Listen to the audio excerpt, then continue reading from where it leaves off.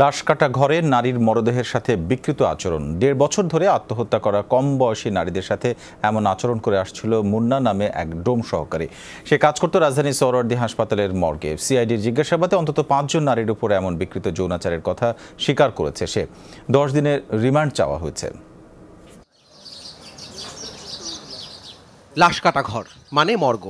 অস্বাভাবিক মৃত্যু হলে এই ঘরেই মরদেহের ময়নাতদন্ত করা হয়।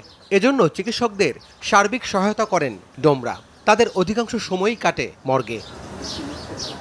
অথচ সেই মর্গেই বিকৃত যৌনাচারের অভিযোগ উঠেছে।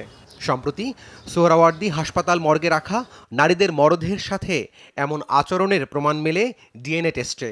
অস্বাভাবিক এই ঘটনায় জড়িত ডোমের সহকারী মুন্না ভগত। তাকে গ্রেপ্তার করে সিআইডি।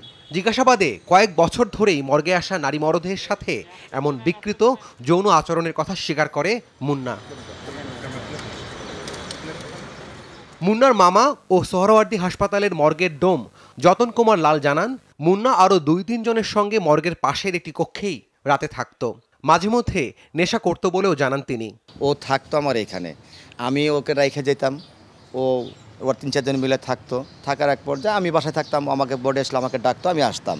এখন এর মাঝে কী হয়েছে সেটা তো আর আমি জানি না, কারণ আমি তো ওর সাথে ঘুমাইনি, যার কারণে আমার এটা অজানা সব কিছু, আমি নিজেও জানি না। আমি আমার কাজ করি, কাজের ফাঁকে শেষ করে আবার যাই, আবার আসি, আমাকে ডাকলে আমি প্রেজেন্ট হই এখানে। মনোরোগ বিশেষজ্ঞরা বলছেন, এই ধরনের মানসিক বিকারকে নেক্রোফিলিয়া বলা হয়।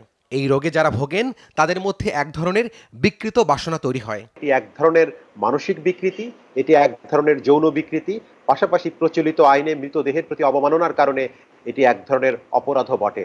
এটির জন্য একদিকে যেমনি আমাদের আইন শৃঙ্খলা রক্ষা বাহিনী ও বিচার বিভাগের সহায়তা প্রয়োজন রয়েছে, তেমনি আরেক দিকে এখানে মানসিক রোগ বিশেষজ্ঞ এবং সেখানে কিন্তু চিকিৎসার ব্যবস্থাও কিন্তু খুব গুরুত্বপূর্ণ। সামাজিক অবক্ষয়, পারিবারিক মূল্যবোধের অভাব আর মাদকের ব্যবহারের কারণে অনেকের মধ্যে এমন বিকৃত মানসিকতা তৈরি হতে পারে বলেও মত বিশেষজ্ঞদের। রাব্বি সিদ্দিকী, যমুনা নিউজ, ঢাকা।